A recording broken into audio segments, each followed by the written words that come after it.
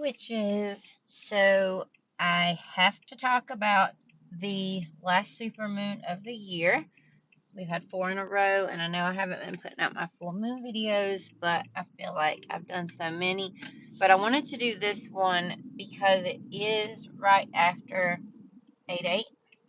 So I'm going to do a video about the full moon and manifesting. So if you are a member of the course, you know that I tell you basically to fuck the moon phases and not worry about them during that time. But you can use the energy of this full moon to boost your manifestation. Just be careful, especially if you're an air sign, to, you know, just don't get too emotional and don't start focusing on sad memories and things from the past that are going to block you, create new blockages, possibly make you depressed. You know, the full moon has a lot of effect on our emotions and our energy. We're highly sensitive to its energies for multiple reasons, but mainly because we are made of mostly water and it's doing stuff to our bodies, and probably more stuff than we even are aware of, not to mention, you know, electromagnetism and all that.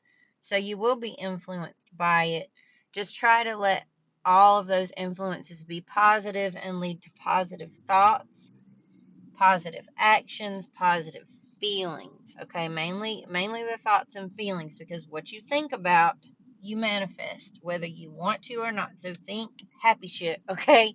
If you find yourself going down a rabbit hole, stop. Put on something that you enjoy, some relaxing music, go take a walk. I'll link my Raise Your Vibes video, and you can do anything in that video to help you raise those vibes. So what you can do during this time, you can go ahead and start on the 10th. You can do this the 10th, the 11th, and the 12th. Some people say 5 days. I really feel like it's 3 days. So if you wanted to start now, you could, but I would wait. I would wait.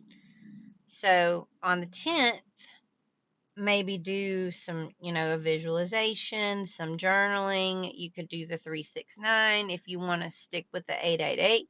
Or since it's 811, you might do, 8 and then 8 and then 11, or, whatever pattern you want to do, or even 11, 11, and then 11, just whatever resonates with you, whatever you feel like doing, or just script everything out once. Just script out a nice detailed description of your visualization and fold it up 3 times towards you, put it in your pillow, sleep with it, and then put it in your bag or wherever you're going to carry your wallet or your bag, and then whatever you're going to carry with you all day, put it in there, and then let it go. Let it go, okay? Do your visualization first, script it out. I don't know if I said that, but do your visualization first. Hold on to that happy feeling. I like to meditate first. You don't have to, but it does help you get to theta, which is really good to do to manifest. And then let it go. But then when you get ready to fall asleep that night, do the visualization again. And then while you're sleeping, power that up with some subliminals. So whatever you're trying to manifest, just type in that manifesting, or manifesting love subliminal, manifesting lottery subliminal, manifesting money subliminal, whatever it is. Whatever it is, you can find a YouTube video for it. And if you can't, let me know and I'll make one for you. But go ahead and do that. And then if you want to, which I tell people in my course, not to lay down spells during this time, but if you're not in the course, you're not following my specific guidelines that we're doing. So what you can do is do a full moon abundance spell, or not a love spell. You could do a self-love spell. To attract love, you need to love yourself. You could release blockages tied to your manifestation, because you can do that kind of work on dark moons, waning moons, and full moons. So do that. And then also what I would do is, we know water is heavily tied to manifestation. So what I would do too is make some moon water on that night on the 11th. Okay, make it on the 11th, and then bring it in before the light touches it and drink that.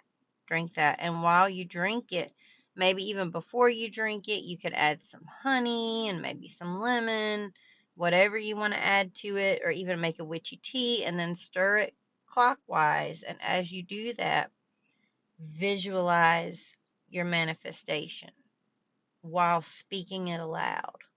Do that. And then when you finish, bottoms up. And that's what I would do. And then maybe even if you wanted to just do a candle, just a basic intention candle, carve your desire into that candle, rub it with a corresponding oil, choose the color based on your manifestation, or use white or silver since it's a full moon, and then just let that burn, and then bury whatever's left over near a beautiful tree on your property. Unless you're trying to get rid of something. If you're trying to get rid of something, dispose away from your property or just put it in the trash. And let's see if there's anything else that I can add. You can also do a petition and then burn it to release it or bury it, whatever you want to do. But just use whatever spell you want to use that's tied to your manifestation. I think that it's going to peak at 9:36 Eastern time. So that would be a good time to do it, but you also want to look at your planetary hours. So that might help a lot, because when's that going to be? Is that on a Friday? My days are so screwed up right now, but just make sure, look at that planetary hours app. You can get it at the app store and then, set it up. Because even if it's not the proper day, you can find the proper hour. Okay. Most manifestations, if it's love, you want to go with Venus, which if that's on Friday, that's perfect because it's her day anyway. Anything else, you want to go for the hour of Jupiter. Okay. Go for the hour of Jupiter.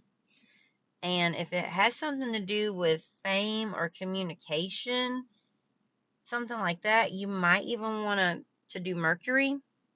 Just look it up and see exactly what might be best, because usually Jupiter will work for pretty much everything.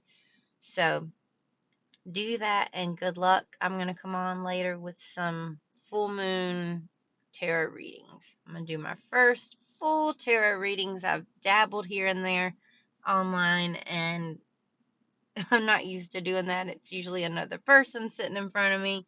So it's kind of odd when it's the camera, but it's fun. So we're going to be doing that. And that's all that I have for you guys. Blessed be.